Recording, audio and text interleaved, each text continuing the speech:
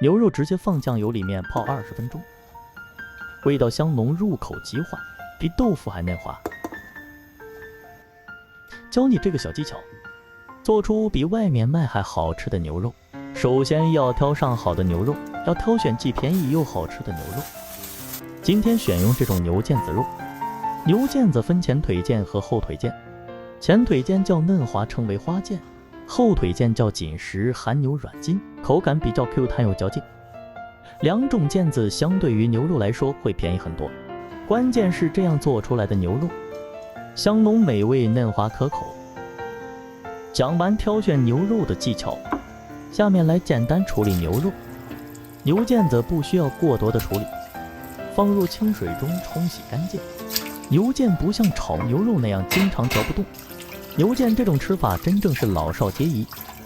牛腱肉吃起来口感比豆腐还嫩，捞出沥干水分，这样简单处理一下就可以了。把牛肉放入案板上，切成2段，不能切得太短，太短做出的成品不好切片，切得太长烹煮时又不是很方便。这就是做这道牛肉的智慧。牛腱切开后纹路清晰可见，白色花纹相间，非常漂亮。买牛腱还要注意一点，牛腱一定要选表面干爽，闻起来没有异味，肉质有弹性的，这样才是上乘的牛肉。锅中倒入清水，放几片姜，把切好的牛肉冷水下锅放入锅中，这样处理一下可以去除腥膻味。盖好锅盖，开大火烧开煮15分钟左右。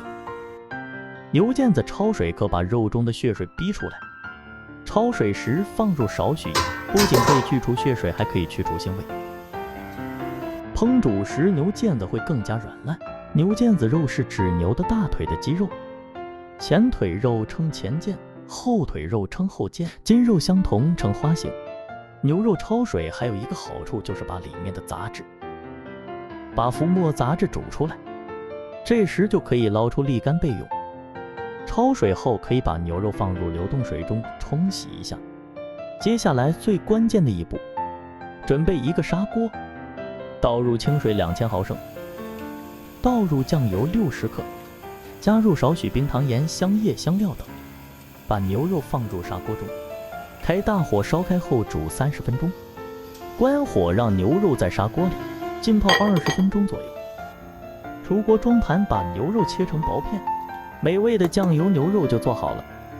这样做的牛肉嫩滑好吃，味道香浓，入口即化，超级美味的牛肉吃法。把牛肉放凉后，取出切成薄片，牛肉香味持久香浓，里面的牛筋软绵，牛肉成型漂亮不松，牛肉口感好，嫩滑爽口，每一片牛肉花纹清晰明朗，这才是最完美的牛肉吃法。牛肉是不错的蛋白质来源肉类，常吃可以提高免疫力，身体更棒。喜欢吃香辣味的，还可以淋入1勺辣椒酱，这样香辣牛肉真的很好吃。你学会了吗？欢迎评论区留言转发。